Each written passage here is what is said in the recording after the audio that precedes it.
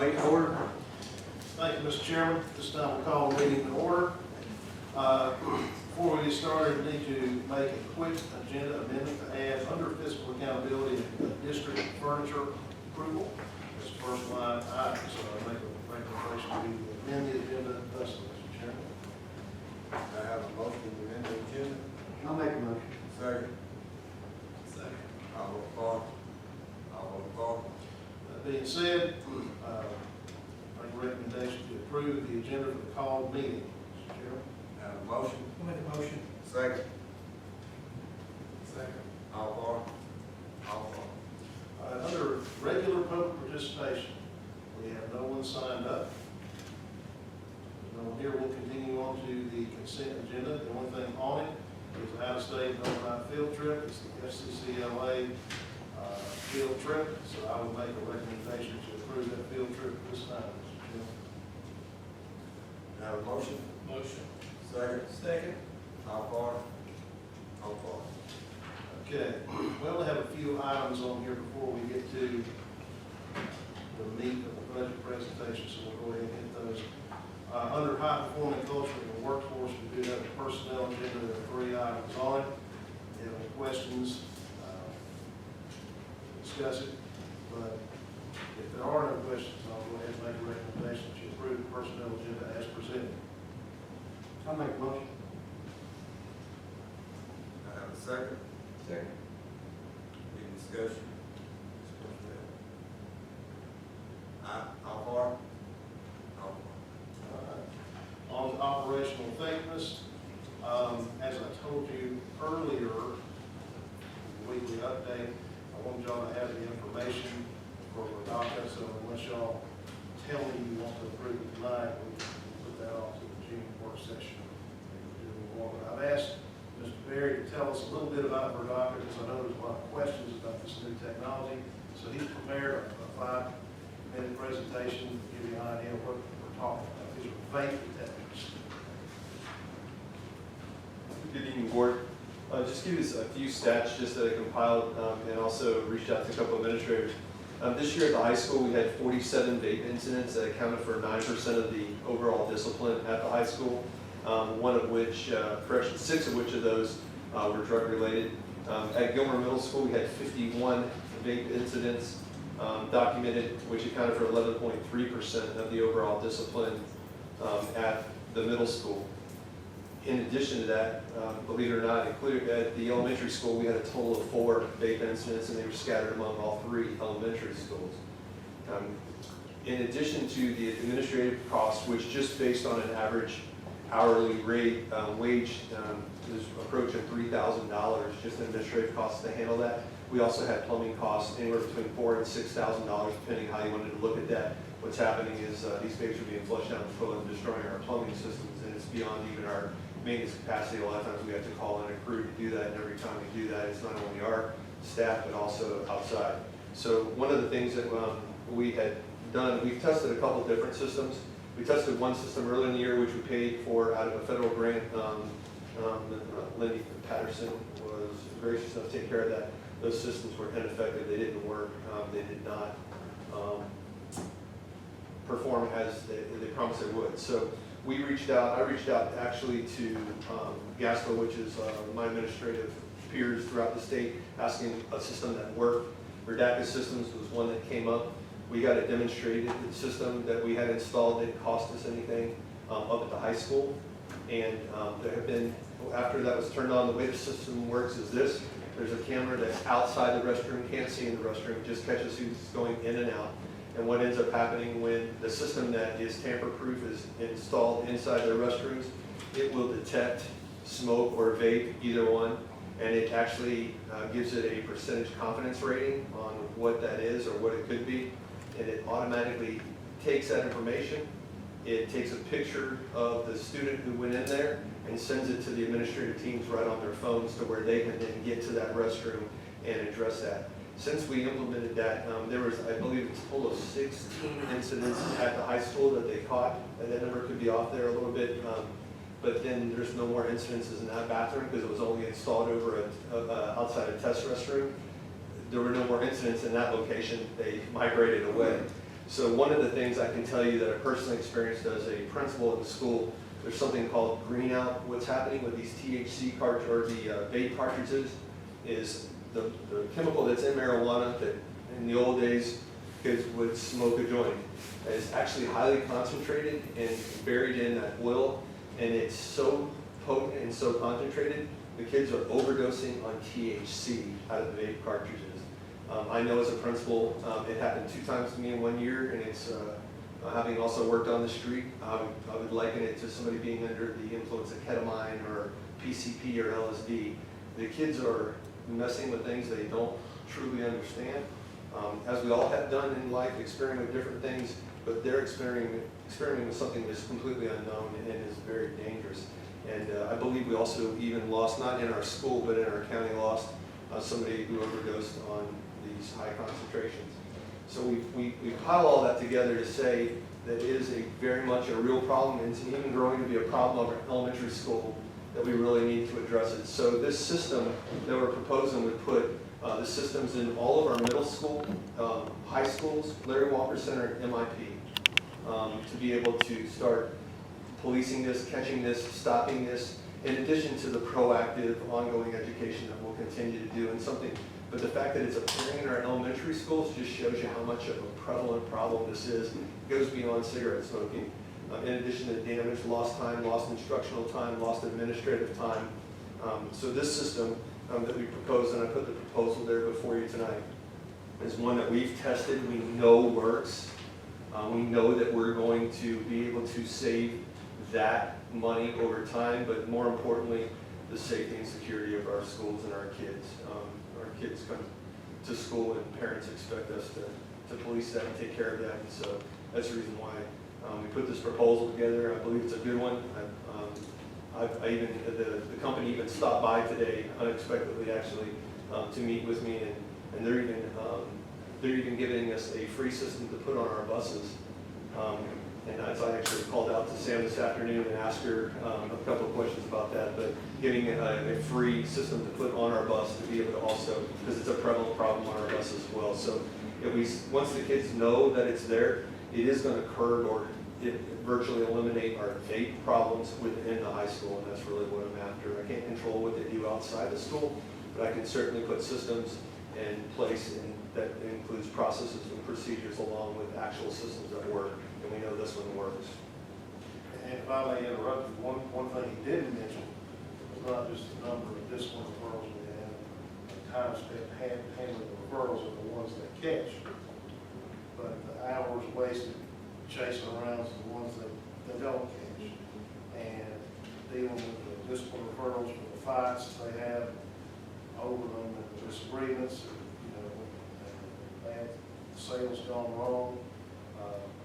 I would say, tell me if I'm speaking out of turn, but it's probably one of the more prevalent, and it's really one of the biggest things that our principals deal with, 6%. It's a lot. Aside from the fact that it is a clear and present danger to the health and safety of our children. So they don't know what they're messing with. But that is for y'all to look at. I want y'all to all have an opportunity to ask some varied questions, because I have a lot of questions. It's not like just a smoke detector. No, it is a system that actually samples the smoke or the vape that's coming in. It gives it a percentage of confidence that that's what it is. And so how does that work with administration? What happens next? So the system detects that chemical, and then what it'll do is it'll then take that alert, attach it to the picture of whoever's walked into the restroom just prior to the alert, and send a picture of the student along with the percentage confidence of what that is directly to all of the admin team's cell phones. So it's not just one, all of them can get there and combat the problem, because what happens typically is they go into the restroom, another student happens to walk into the restroom or happen by, and maybe 1 in 100 will get a student that then does the right thing and notifies somebody that by the time we get there, it's over. So this gives us real time, and when we share this information with the students, our preliminary information has been, there is no argument. There is no, I didn't do it, they just take it out of their pocket and hand it over if they still have it. What happens when more than changing classes, 2 or 3 goes into the bathroom at the same time? How you figure that out? And it would catch all 2 or 3 and it would send us all, and that's gonna be on the administrator. That's one of those ones where we call them down and again, show them. What the other thing that we're gonna, and I'm gonna talk to the board about our safety and security policies next board meeting a little bit, is we gotta do better at getting out into the hallways, into the classrooms, which I know has been a big, at the doorways rather, and then making sure that we have people that are circulating. And that's another one of the ways we're going to combat that.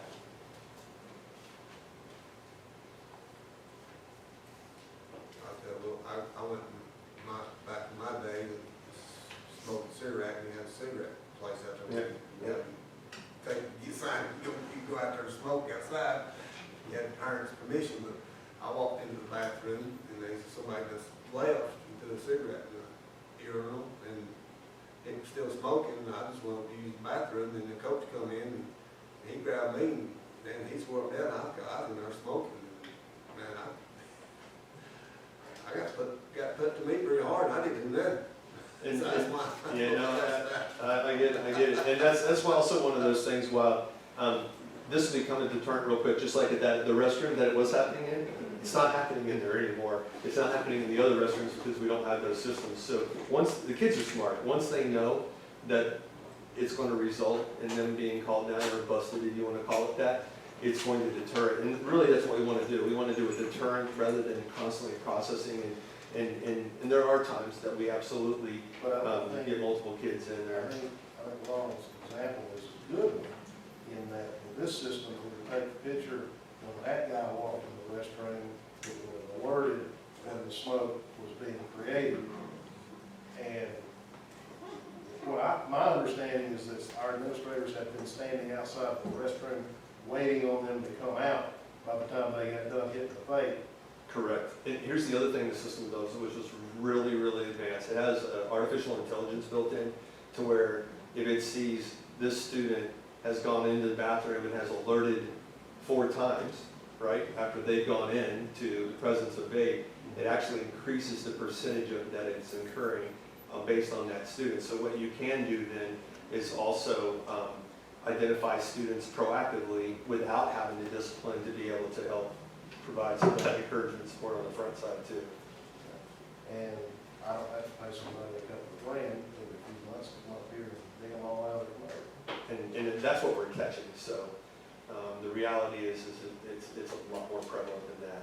And that's as a principal, that was my biggest problem really was vape. All the rest of the things became, and it's most time consuming because you do have to worry about searching and all of those things, and you have to follow those protocols, and you don't want to have false searches and false positives. But this just gives us a tool to really address the problem. Is what we're looking for. And if you use it in conjunction with the wand, then you have your person that has it on them. Because we have a wand we can use, and we can scan the outside of them. So that will tell us who we're scanning, and then one of them's gonna have it on them. There you go. I mean, we used to have our own drug dog in high school. And we have run the drug dogs a couple times. Now marijuana ain't. Yeah, well, that's That just, was the big thing. I mean, we actually had a resource officer, we had a drug dog. We trained it, that we brought in. I mean, we got one, we had one on site the whole time. It just comes like a mascot there for a while. and you know, it's funny, the other thing that just came to mind when you were saying that, in Florida, possession of a vape with THC oil is actually a felony, not a misdemeanor. I don't think Georgia's quite gotten there yet, but the concentration levels of the volume of THC within a vape cartridge, it made it a felony down there. So that's another reason why, you know, we were looking for solutions. Where I came from was, we don't want to be arresting our kids for felonies left and right, but at the same token, we gotta Well, we don't want- address it. We don't want to get them hurt either. And That's correct. Like I said, extremely dangerous situation. But that's all the information we need, and we can make a decision after This price is for all the schools, total, For the basically two? that. Well, it's gonna be Larry high Walker, school, the high school, MIP, and the middle school, yes, sir. That's for every single restroom. Plus the monthly charge? is on top of that? No, that's included in It's that included price, in the that's a price. total, yes, sir. And that's a 3-year price, if you look at that, those are for 3-year licensing agreements on the side. And we own them at the end of 3 years too. So that's a purchase in terms of licensing. It's a 3-year agreement on the licensing, and then at the end of the year, it's a $1 buyout. If we want to keep them out, and we want to own, carry on with the licensing, or let's say we don't want to do the licensing anymore, we still own the devices. Those are still ours.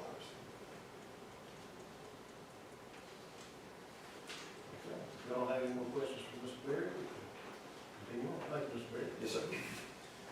On to fiscal accountability, as I mentioned earlier, we have district furniture approval. Basically, it's one project, even though it's for multiple schools. There are 3 bids there, one for $62,498, one for $19,953, one for $10,378.25. That totals up to $92,829.06. But if you look on the first one, there's $4,000 in taxes and take that off the bill. So that would basically be an approval not to exceed $92,000. So if y'all have no questions or no discussion, I'd make a recommendation to approve that as presented. Have a motion? I make a motion. Second. Second. Any discussion? I'll vote for it. I'll vote for it. Okay. Which schools is it? Now, Which schools is it already? this would be for STEM labs, Clear Creek Elementary, and Larry Walker Center, In the house. and the high school. And Mountview and LG Elementary. Okay. It's for all. Yes, sir. Got them all on this one. Okay, now, we'll go on to the main event. Call Ms. Trina Penwood up for the FY23 budget presentation. Good evening. Evening. So tonight we have our FY23 tentative budget presentation.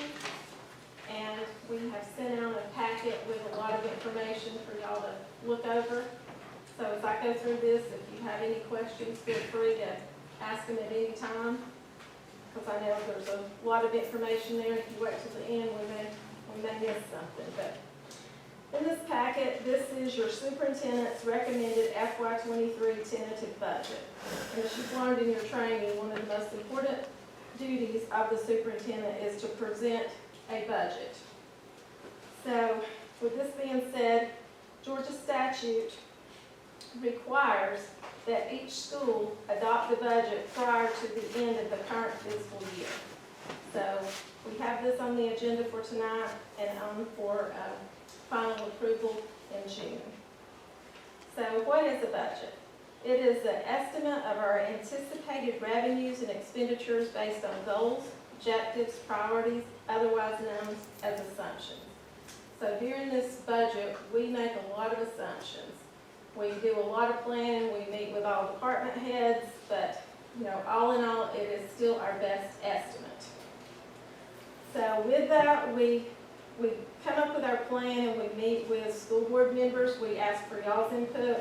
We ask for administration, department heads, principals, teachers, SGT committees, all staff, and then we take into account the legislation. So as that gets approved each year, sometimes that changes our plan that we've been working on throughout the year. Our budget is a detailed operating plan presented in a financial format as required by the state of Georgia. And it reflects the board's priorities and represents a process through which the decisions are developed, implemented, and controlled. The basis of accounting is our modified accrual basis. That means that revenues are recognized in the accounting period in which they become measurable and available. And that typically means within 60 days after year end. So anything that was due to us, as long as we receive it within 60 days, and it's 90 days if it's an actual state agency, like the state of Georgia Department of Education. So we have 90 days to receive those. So our financial accounting is based on funds, and this budget is our governmental funds. We present our financial statements with governmental funds and district-wide funds, as you recall from the audit, but this budget is all for governmental funds. So first of all, we have our general fund. This serves as the primary operating fund of the district. It's used to account for all financial resources except those required to be accounted for specifically in any other fund. Our special revenue fund, this fund contains the federal grants and also school nutrition. Debt service funds, this is where the accumulation of resources for and payments of interest and principal on general long-term debt. This is where our bonds payable is held. And last, we have our capital projects fund. This is used to account for the financial resources to be used for acquisition and construction of capital facilities. And this is also where we account for our east-loss revenue.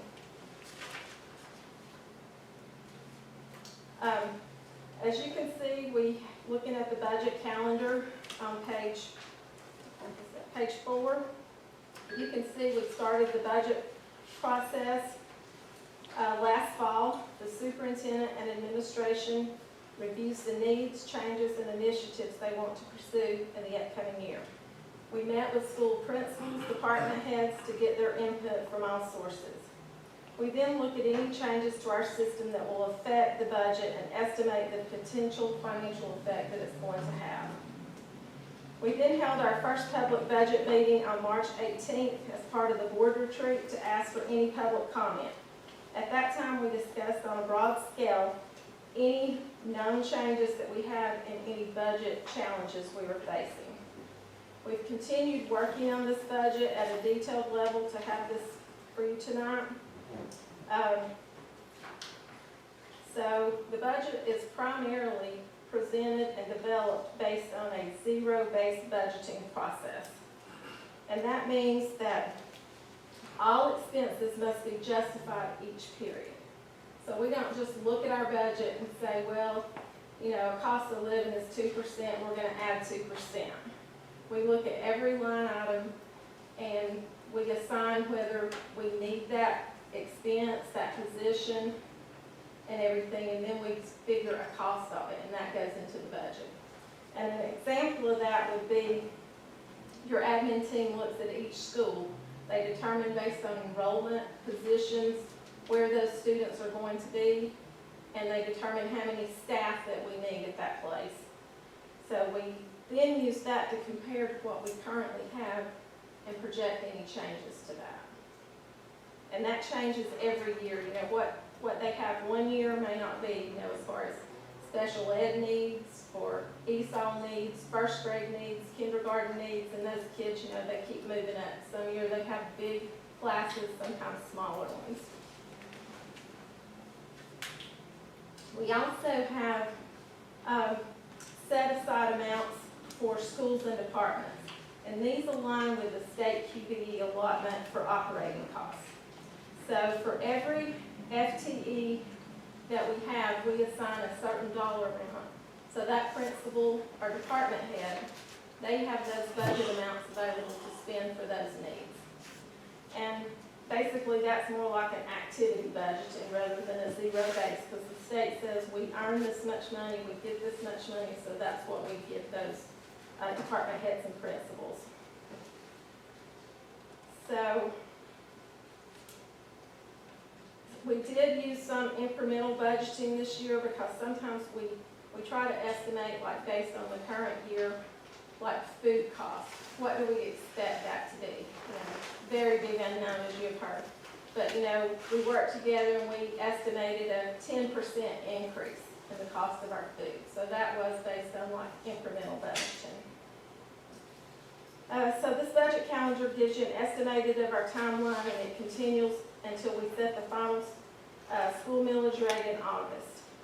So based on the budget, we have budgeted that our tax remains flat. So this budget right here is going with the rollback. We are budgeting for the exact same number of tax revenue dollars.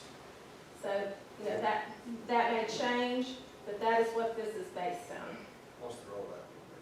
Well, we have no idea any of that, but we know how many dollars we got this year, so that's what we base this on. My house jumped up $400. So Yeah. you gonna get, I mean, But based on this, we would not collect any more, you know, money than what we got this year. so based on what it comes in, how much we'll have to roll back to meetings. It's gonna be a pretty good bid, I think. So it's gonna be, according to the budget right now, we are basing it, going with the state rollback, whatever that calculates. So when everything's final, it's given to us in August, so y'all will get that brought before you in August. We don't have any information from the tax assessor. She did send us an email. We're expecting to have superintendent sign off on the, 13? July 13th or 14th is what they're anticipating as far as like, you know, now it's out for appeals. So once they gather all those in, then our superintendent has to sign off. We review everything and basically it's unsettled or still disputed charges is what we sign off on. We don't know the amount then until then it's turned over to the tax commissioner and they provide us with a digest. So our August meeting, hopefully we can get it in and have it during our regular August meeting for, you know, the millage rate approval then. So looking on page 6 of your budget presentation, these are the expenditures we're going to go over. And in the budget, we report expenditures by function. And each month, when I give you your financial summary, we look at the function.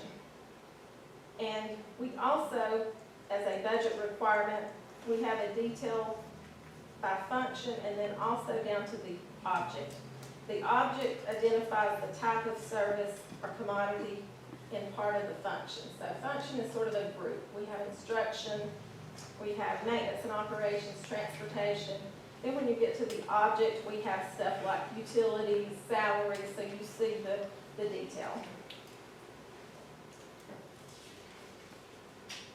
Okay.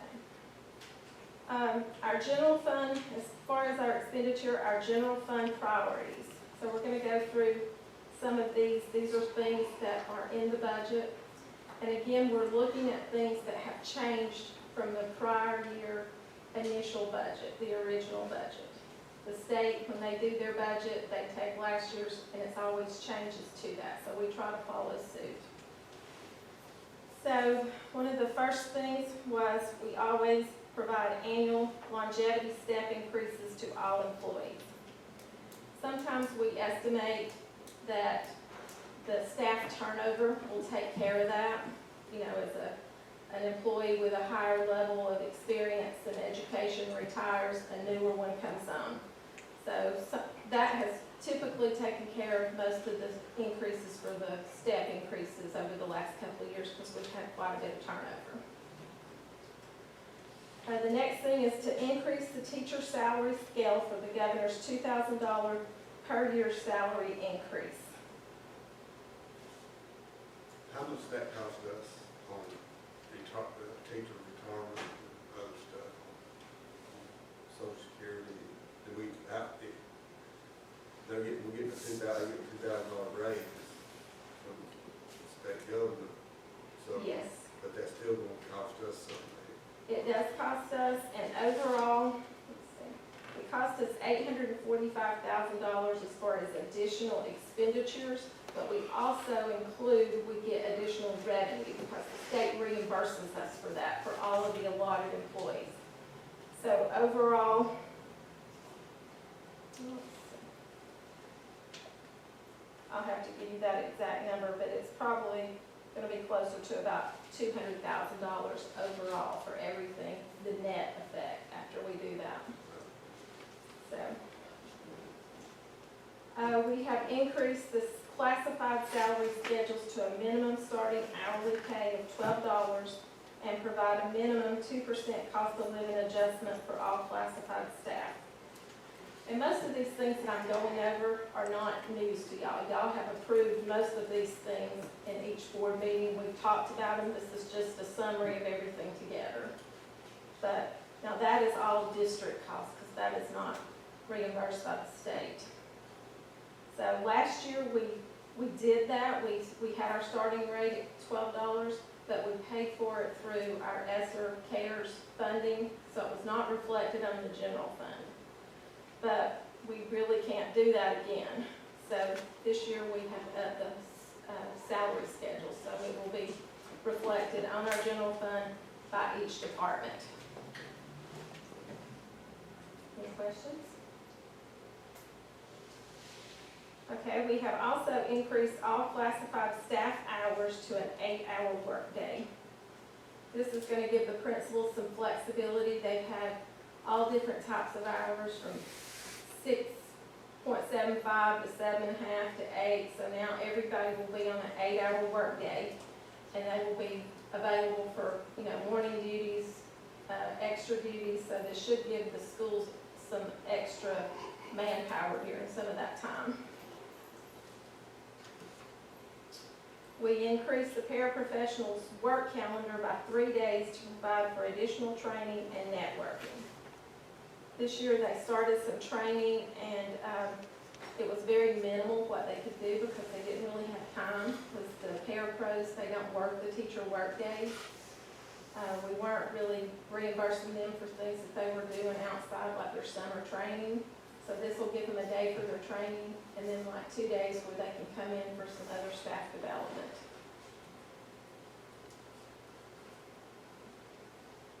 We increased the selected academic, athletic, and activity supplements.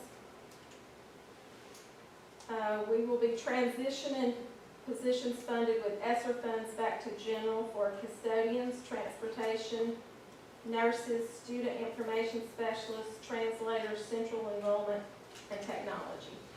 Some of that happened this year, but in the original budget, that was not planned for.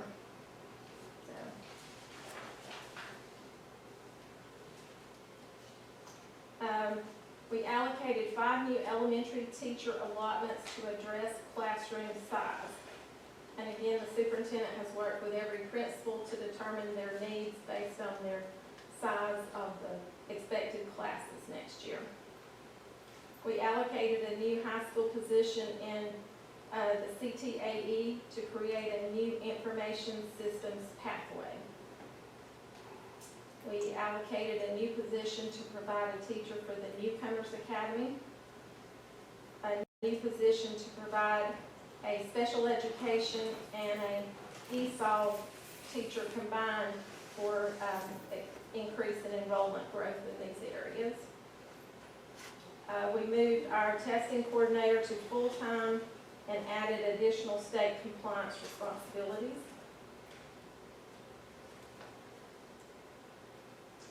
We increased the required employer contributions in the TRS from 19.81 to 19.98 for all of our TRS employees. So that was very minimal compared to what it has been in the past years. We provided funding for transportation and GPS and software and time and attendance. We're starting to implement that this year, so it should be full on next year.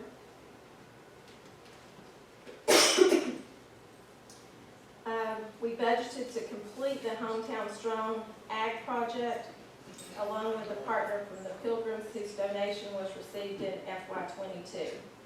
So we received the money in 22, but we have not spent the funds, so that will roll forward and we'll spend the funds next year. Any timeline?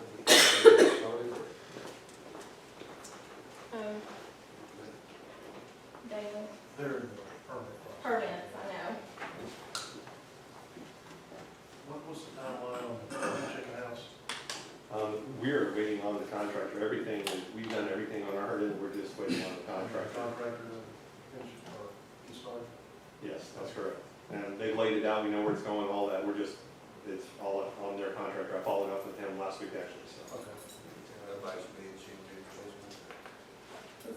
Like everything else. Sign up and wait.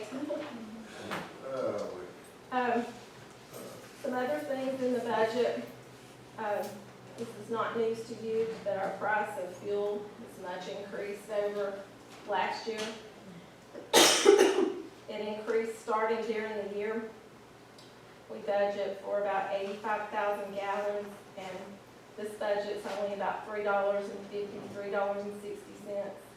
You know, we don't know what it's gonna be. It's probably gonna be more than that, definitely to start the year, maybe more for all year, so that could be a budget amendment if that continues on. Exactly. Local tech, you know, so much of our stuff we have shifted to CARES, but with the new restrictions, you know, the CARES rules, as we've talked about, as we spin it, those rules keep changing, so things that was approved previously may not be approved in the future. M&O, we had a increase, which was propane increase, our sewer, electric, water, so all of those things, everything we have is increasing, so that was about 124,000 total. So those are the big changes in the general fund, and that's a lot. We don't normally have this many changes in 1 year, but the price of everything going up affected everything. They changed, like we use a little sales tax, fuel stuff, We have to go by what's in our referendum. So I'm not even sure if that would be allowable to put in your referendum, but we definitely cannot spend that money for that. Next is our federal programs, and these are positions, and I think most of these have already been approved by y'all in board meetings, but these are 2-year positions to address learning loss out of ESSER funds for the next 2 years. Okay. Page 8, we have a chart of total expenses by function. And then on page 9, we have the general fund expenses by function. You don't have any questions about those two pie charts? I'll stand up. So on page 9, the general fund, this is our focus, since the other funds are from grants, and those, you know, have restrictions on how we approve them. They also have the amount that we receive, so we don't really look at those as much as we do the general fund. But looking at this, if you go down and look at the percentages, 65.14% is spent on direct instruction in the classroom.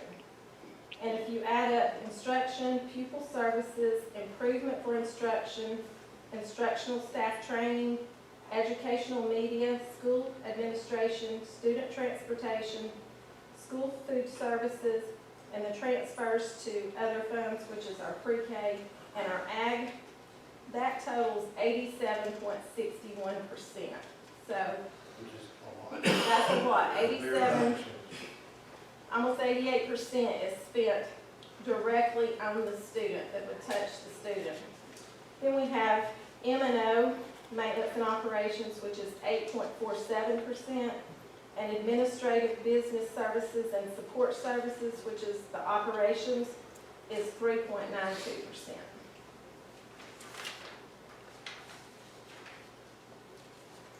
Next, we have our revenue sources. So we have basically 3 kinds: state, local, and federal. So our state support is what we talk about from our QBE, and this year was $21.4 million, and that's 34.4% of our revenues. And our local support, we have to pay 5 meals, local fair share back to the state which in essence, they deduct it from our QBE. They don't wait on us to pay it, but, and for FY '22, that is $6.93 million. For FY '22, it was $6.42 million. And I think that bears repeating, the mills we levy, the first 5 go to the state. Actually, more than that, because we have to pay 5 on the total digest, because we don't get to count the exemptions. So it's more than 5 mills to us. They say that's a local decision whether to have exemptions or not, and the state doesn't care, so we pay 5 mills of the gross digest. So we're bumping $7 million that we're paid, that we earn from our QBE, and we've got the allotment sheet, we'll see that in a minute, but we earn based on our students that we have to pay back. That goes back to the state then turns around and doles that out on what they call equalization. And that is to attempt to get districts that don't have a nice county with, you know, a lot of land. They want the per pupil expenditure that the system is able to receive, whether it be from state or local, to be more fair. We used to be one of those. Y'all received it? Gilmer? It's back with Mr. Hepburn and them. Yeah. Okay. We used to get money back. Just to pay it. Well, typically you think it's That's- maybe some of the South Georgia counties that are smaller counties that, you know, their land values. They used to pay the teachers part of the teacher's salary at one time. Okay. Before here.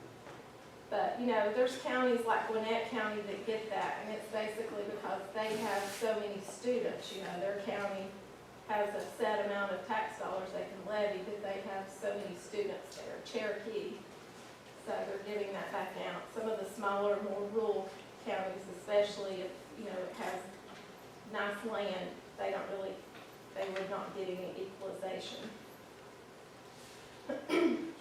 So, our local property tax is budgeted, as I said, to remain flat, and projected local funding total is $19.6 million. Our federal support this year is $9.36 million, or 14.98% of the revenues.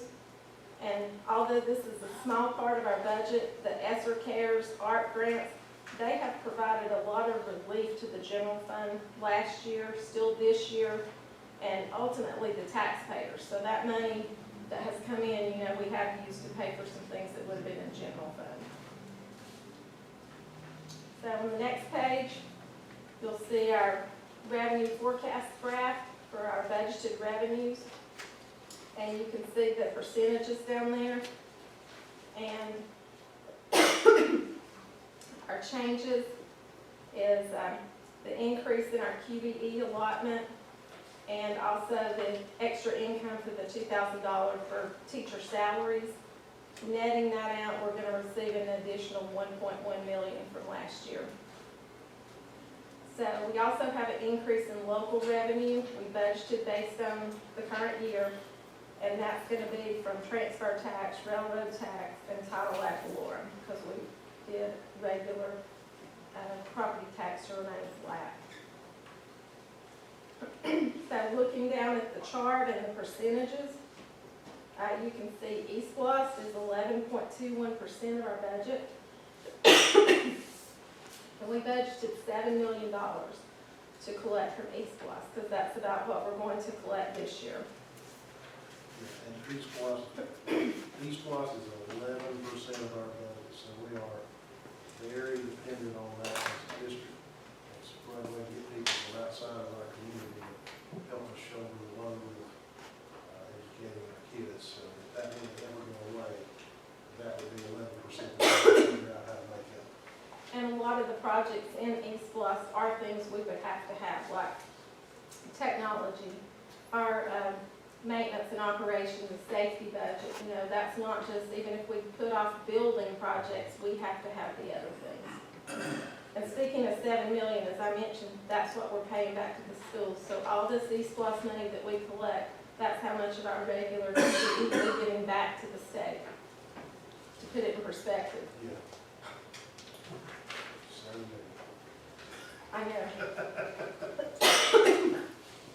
And we're 2 years behind on our local 5 mil share. So whatever the digest is based on, we're still at 2 years behind. So, it has increased, so we do expect it to continue to increase right now. So if there becomes a decline, we're still 2 years behind. So So that would mean we're paying based on the 2020 digest. yes. So on page 12, this is our 23 tentative budget. This is the format you're used to looking at. We have a column for our general fund, special revenues, capital projects, and debt service. So our total estimated general fund revenues after all these changes is $42,224,000. Our expenditures will be $45,012,000. So that leaves us with an excess of expenditures over revenues of $2.8 million for the current year. So we have a projected beginning fund balance of $22,066,000. So at the end of June 2023, we would have $19,278,000 in our fund balance. Special revenues, those should balance. Our revenue should equal our expenditures. They do on all of our grants. Food service has a fund balance, so it could, if the revenues do not equal the expenditures, they would roll the fund balance to cover or to increase. Any questions?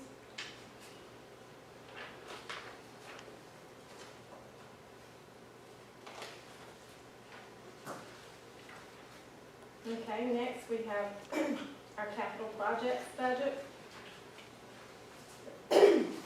And as you saw, excuse me, as you saw, we had $17,850,000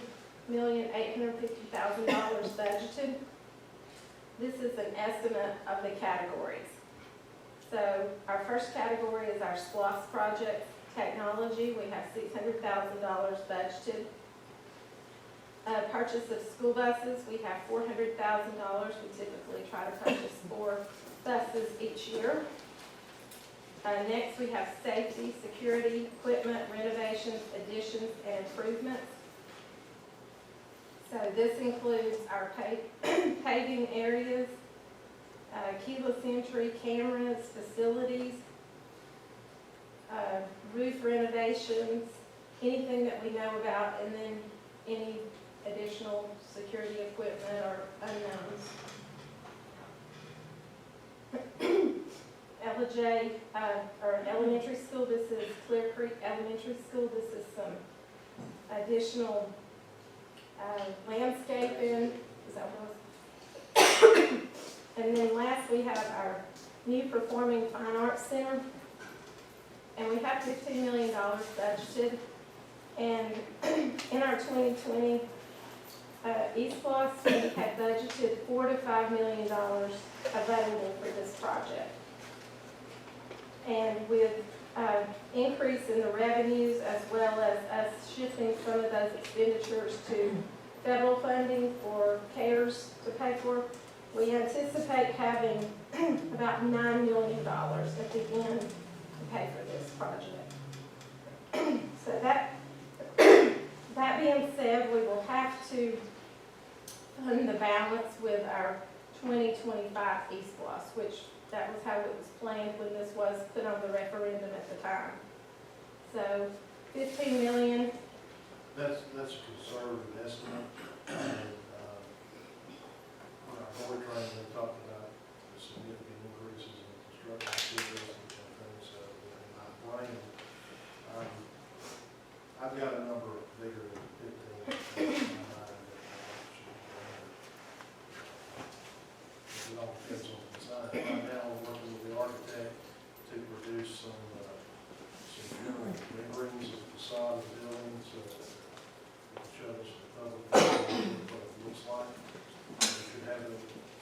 soon. But yeah, that's what that's. So with that being said, you know, this is a project that will be dependent upon that 2025 E-Plus. So before we start construction, you know, that will be on the ballot. We would have to approve that because there would not be funds there to pay for the rest of this process. When are we going for the next fall? I think when we met with the group, and was that like next year they were gonna have March? So we have some money, so, you know, we'll have some cost in the architect, but it'll be very minimal to, you know, design the plan. It won't be a detailed architectural plan.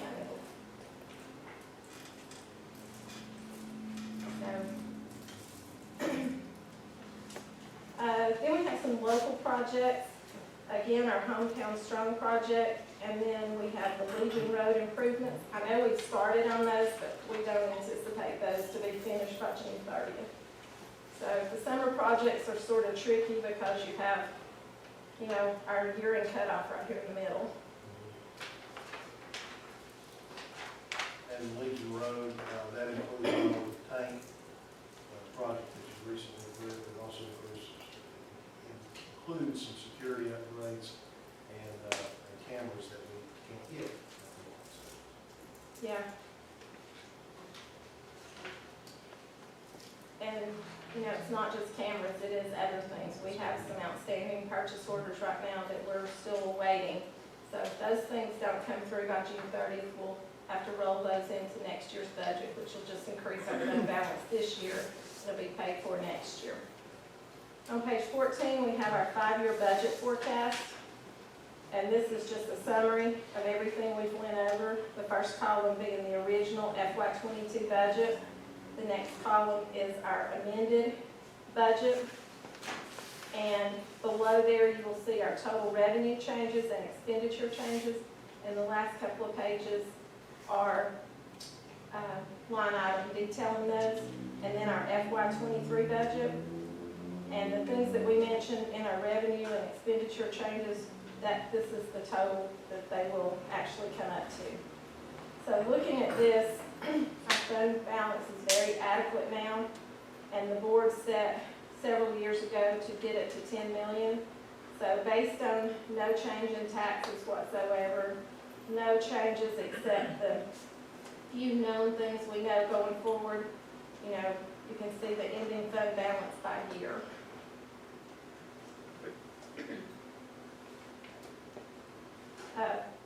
The fund balance is very important, like for our bonding, like when we want to borrow money, if you don't have an adequate fund balance, then our bonding rate will be much higher. This past time when we bonded, our fund balance was about where it is right now, so we had an all-inclusive cost of like 1.5%. If that had been lower, you know, that would have been, you know, quite a bit higher. So the 10 million will keep us from having to borrow money. And this balance is at June 30th. So of course, a $10 million fund balance at June 30th will decrease July, August, September, and October. So but that still keeps us from having to get a TAN loan.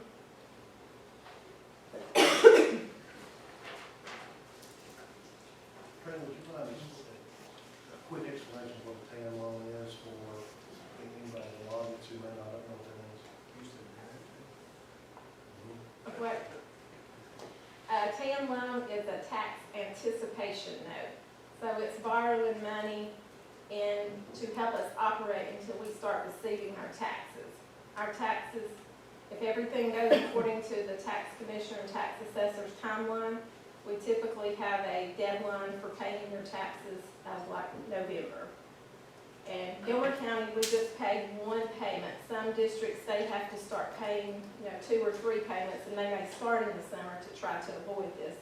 But here in our county, nobody has to pay until, I think last year it was like November 20th. So we measure our fund balance because our year end is June, and it looks like you have all this money, but it goes down about $2 million a month or more. And, Because of the amount that we're not receiving tax yes, checks. and the thing is, we have to spend the money and actually write the checks before we receive reimbursement for grants, for state things. So it's on a reimbursement basis.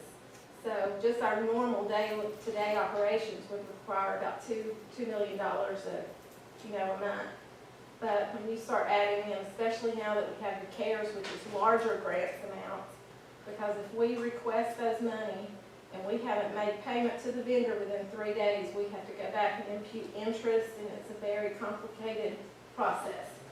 So most districts, they wait until they pay the bill, and then they only pay us at the end of the month. So if we made payment in the first of the month, we would have all months to have to float that money until we got reimbursed.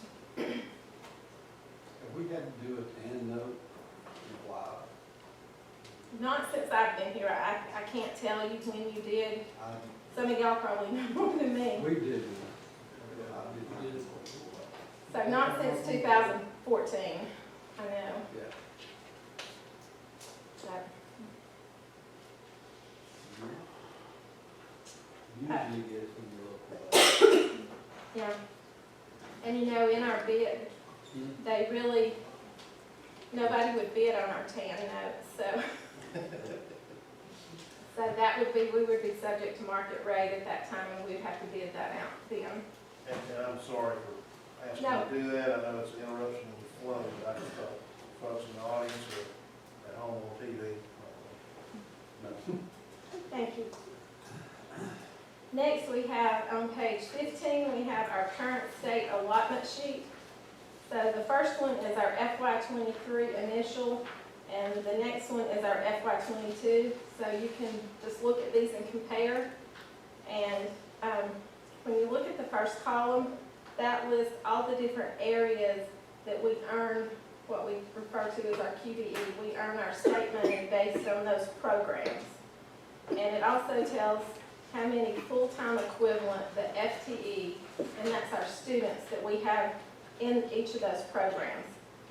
They break it out on salary, and that's salary and benefits, and then operating costs to get a total QBE earnings.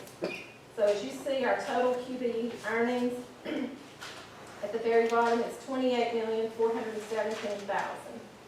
The next column is where we pay our local 5 mil share, so that totals $6,929,000. And then under the column that says, Which fair is approximately a year's worth of each plot record. at this past year, yes. So, the next column is our state funds, and those total $21,488,000. So that is the amount we're going to receive from the state over the course of the 12 months. They send that to us in 12 equal installments generally. So, and if you look on further to the right, these are, it says teacher, subject specialist, counselors, tech specialists. These are the amount of positions that we earn that the state says. They have guidelines where they say you earn a media position or a you get a principal for every school regardless, but an assistant principal, different positions based on the number of students enrolled in our FTE. When my wife first started, they had, not be qualified for one, open qualified for half, something like that. She had Yeah. to brush over. You have to have 600 students to get a whole one. And I think she went, strongly, she went to good school. Yeah. So,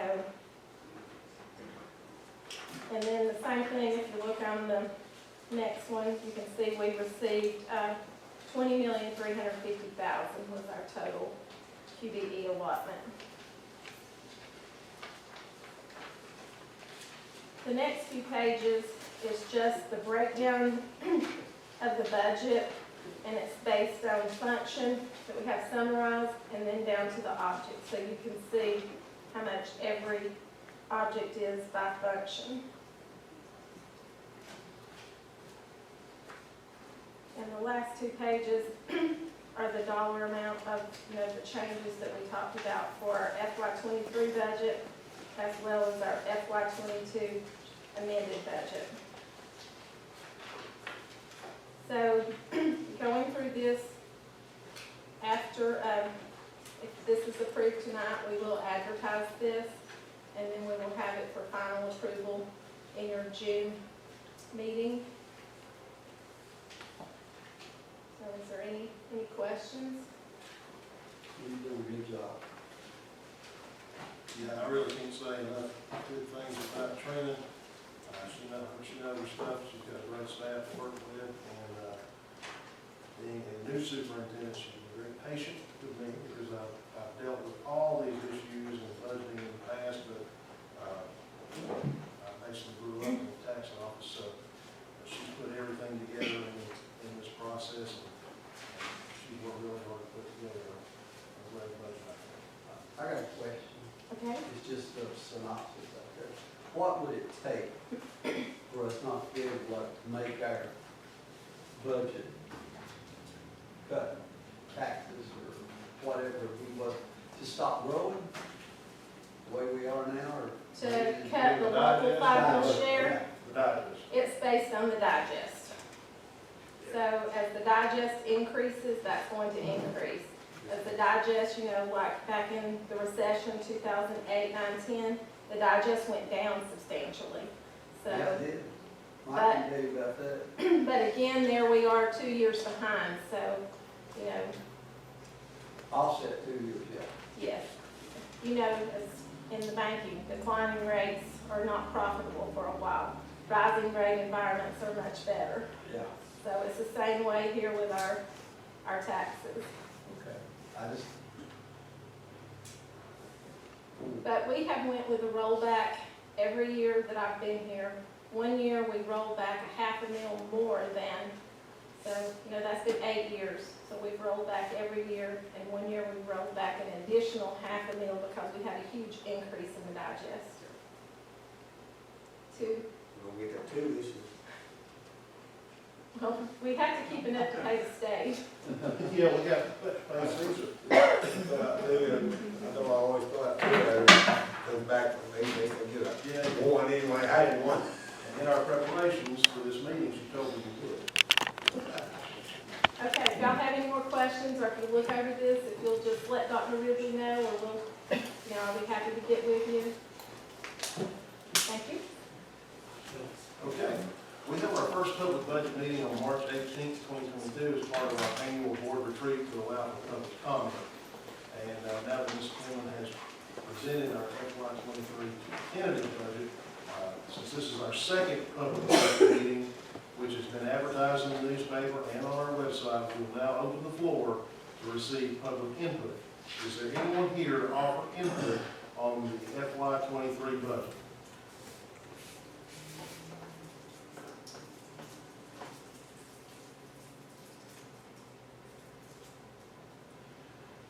Since there appears to be no one here to offer input on the FY '23 budget, I would recommend a motion to approve the FY '23 tentative budget for advertisement. We will ask the board for final approval and adoption of the FY '23 budget on Thursday, June 23rd, our regularly scheduled monthly meeting.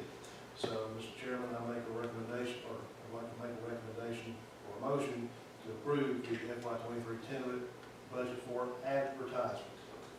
I have a motion. On our website. I'll make a motion. Second. All for it? All for All right. Thank you. All right. The final item on the agenda is the superintendent's announcements, and for that, I'm going to turn it over to Mr. Pritchett, who would like to present the board with a little something from the leadership of Gilmer. That was presented to him. On May 17th, at a meeting, we received a certificate of recognition on behalf of the University of North Georgia, Gilmer High School CTAE, and the Greater Gilmer Joint Development Authority recognized us for our contributions in the school year 21-22 for Lead Gilmer. And I'd like to thank Dr. Ridley for his leadership in getting us moving forward with the College and Career Academy. It was very interesting to hear these students get up and talk about their experience. what this program has done, it partners with our local business community, and they get to go out and visit local businesses and find out about those businesses. And there was kind of a reoccurring thing, they didn't realize a lot of these businesses even existed or what they did. And they found out that there's a lot of good jobs available, and hopefully we can encourage through this program and through CTA to partner with our businesses and provide some really training and future workers for those businesses. Yeah, and it's thank you, Mr. Bishop, but it's also a great bunch of kids. I've been fortunate enough to go on a couple of their little excursions out to some of the apple houses and some of the other places that they've been, looking at local industry, and it's a fantastic group of kids, and we've got some great business partners out there that are supporting that effort. If you're familiar with the Chamber's Leadership Gilmer program, it's kind of like that, but for kids. And, talking about kids that have lived here their whole lives and don't really understand what all the opportunities are locally, so it's been a good program for them. Well, with that being said, you can say whatever you want, sir. On the food service, have we found any food by yet? Yes, sir. I'm excited to announce that we have Cisco that wants to partner with us for school year 23. So we had a call today with them. We're still working out, and we've got the buy-in, the approval with the state. So we're through Cisco, excuse me, and our co-op, I think we're going to be good. Good. Mr. Chairman, can I just brag on her for a minute, because she won't do it. She has gone over and above anybody around us and secured food. Our freezers are already stockpiled full. We have systems set up, procedures that she's helped develop to ensure that our kids are going to be fed with it, even if we didn't have that. So kudos to her, because without her, we would not be in the position we're at. Well, I was planning on buying her one of the little trucks to go down to the Tell you, buy produce for her. She would jump in it and do it. She would I've absolutely stocked do it. every one of them. Well, there's nothing further, Mr. Chairman. Make a recommendation to adjourn. Have a motion adjourned, Motion. second? Second. All for it?